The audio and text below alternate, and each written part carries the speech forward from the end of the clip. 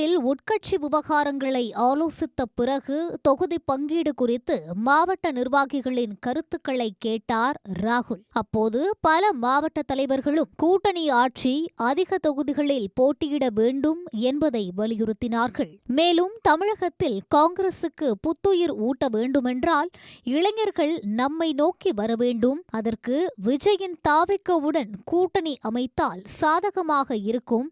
இல்லை திமுகவுடன் தான் கூட்டணி என்றால் அவர்களிடம் 40 தொகுதிகளுக்கு குறைவாக வாங்கக்கூடாது.